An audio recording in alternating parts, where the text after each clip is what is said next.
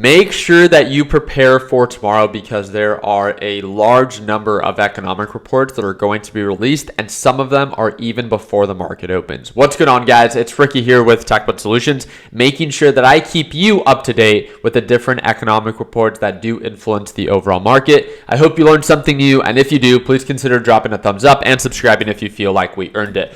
Let me go ahead and start sharing my screen. A quick market recap.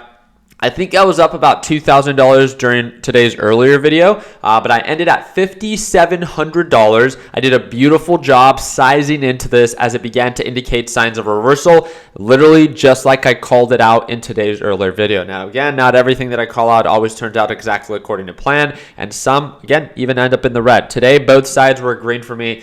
$5,000 on SQQQ, $634 on TQQQ. Not very much on not very much on TQQQ, but if you look at the overall NASDAQ market, it was pretty much a break-even day, right? NASDAQ didn't move anything, and after market hours, it lost 2%. For me to walk away $6,000 in the green or being able to clear a little bit over 2.5% based off of my small little trades that I took throughout the day, I take that as a win. You let me know down in the comment section. And again, my biggest focus today was locking in profits when there was no signs of progress, just like I tried to preach during my live trading sessions every single morning. I do want to remind you, I do trade live every single morning. I'd love to invite you to watch me trade live tomorrow, and that's going to be the second link in the description down below if you want to join. So what are the economic reports that are going to be released tomorrow? Well, we're going to start the morning off, and this is Eastern time, 7 a.m. Eastern time, which means 2 hours before the market opens. We have the MBA Mortgage Application Index.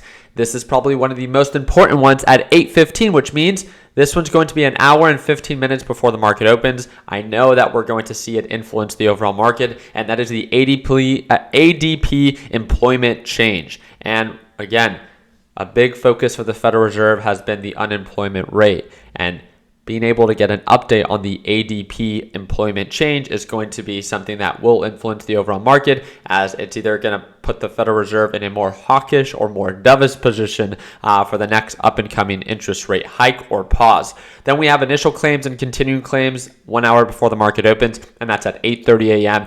Initial claims are the number of people that are filing for unemployment for the first time. Continuing claims are people who continue to file for unemployment. We got trade balance at 8:30, which is at the same time that the initial claims and continuing claims comes out. We have IHS Market Services PMI. Again, should see a small influence. This is 15 minutes after the market opens. So tomorrow during our live trading session, we will be capturing both the IHS Market Services PMI and also the ISM non-manufacturing index, including the Jolt, which is the job openings. This is also going to be, I think, one of the biggest economic reports that is being released tomorrow. My two main focuses are the ADP employment change. I'm sorry for me slurring today, and then I also have the Jolt, which is the job openings, are the two most important economic reports that I see that are going to be released tomorrow. The reason I share this with you is I want you to be prepared, right?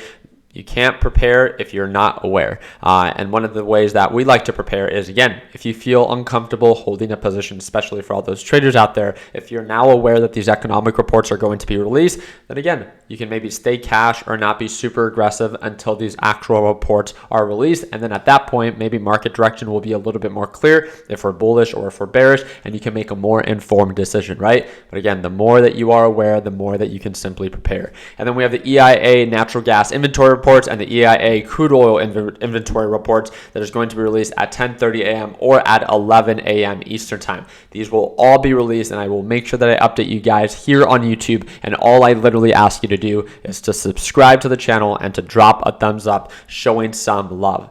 Now on Friday, we have non-farm payrolls. But again, we'll leave that until tomorrow. I really do appreciate you guys' time. Just want to make sure that I keep you guys up to date on the overall trades that I took today. $934 on TQs and walked away with $5,700 gain on SQQQ. So a little bit over $6,000. Very grateful for how today played out. I will see you tomorrow for our live trading session. And again, for those that haven't watched already, that's the second link in the description down below. And if you have any questions, feel free to direct message me via Discord or via Instagram. And that's the first or third link in the description down below. I appreciate your time. And like always, let's make sure that we end the year on a green note. Take it easy, team.